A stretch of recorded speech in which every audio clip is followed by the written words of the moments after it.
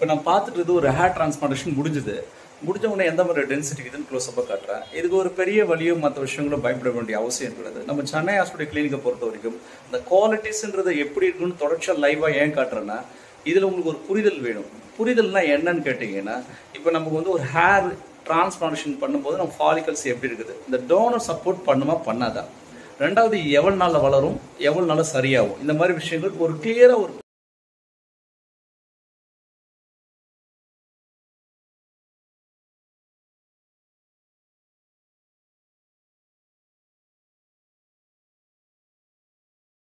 இப்போ நம்ம பார்த்துட்டு இருக்குதுன்னா நம்ம ஹேர் லைனை பார்க்க போகிறோம். அதுக்கப்புறம் அந்த பாலோட விஷயம் மற்றது பார்க்க போகிறோம்.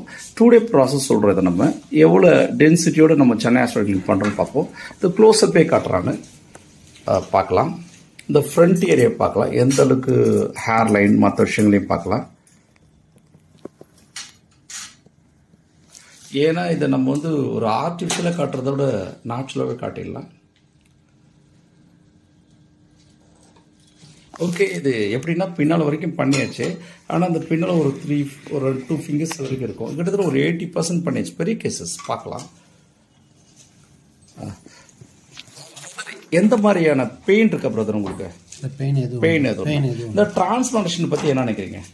சும்மா ஒரு டிரான்ஸ்பிளான்டேஷன் முன்னால் நம்ம ஏதோ மற்ற விஷயங்கள்லாம் பார்த்துருப்போம்.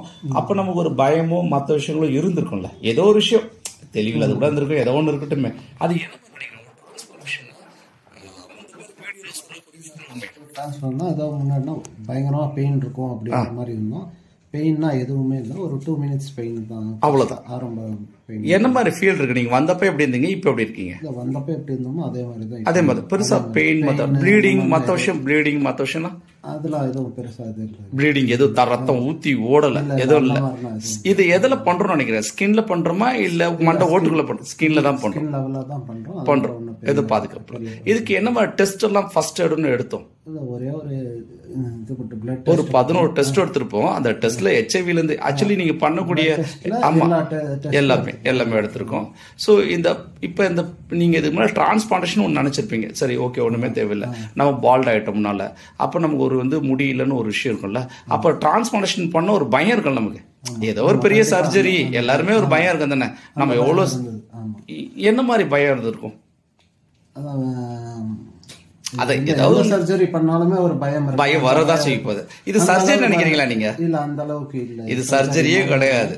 ஏன்னா நீங்க முடிச்சுட்டு தான் நீங்க வரும்போது நல்லபடியா வந்தீங்களா? இப்ப நேத்து 2 day ப்ராசஸ் 2 நாள் போனோம்ல. சோ ஃபர்ஸ்ட் நாள் என்னவா தோணுச்சு உங்களுக்கு? ஃபர்ஸ்ட் நாளும் இதே மாதிரி தான் இருந்துச்சு.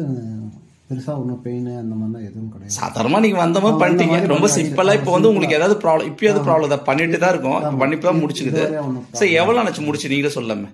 இப்போ ஜஸ்ட் நோ ரைட்டா? ஓகே. இப்போ இந்த டிரான்ஸ்பிளான்டேஷன் சென்னை ஹாஸ்பிட்டல் ஏதோ ஒரு நம்பிக்கையில நான் பார்த்துட்டு வந்திருப்பேன், வீடியோ பார்த்துறேன். என்ன உங்களுக்கு நீ வீடியோ பார்க்கறதும் இங்க வர விஷயம் பண்ணும் போதும் என்ன வித்தியாசங்கள் வருதுன்னு நினைக்கிறீங்க? சப்போஸ் நம்ம இப்போ எப்படி பார்த்தோமோ, எந்த அளவுக்கு குவாலிட்டி பார்த்தோமோ அந்த அளவுக்கு குவாலிட்டி இருக்கு. பண்ணதே நீங்க பார்க்கவே இல்லை, எப்படி குவாலிட்டி இருக்குன்னு சொல்றீங்க? பாதி பண்ணதுலேயே நல்ல ஃபுல் திருப்தி இருந்தது. இப்போ அதிக திருப்தியா இருக்கும். அதை விட நீங்க என்னோட பேஷண்ட்ஸ் எல்லாருமே இப்போ இந்த பேஷண்டால தான்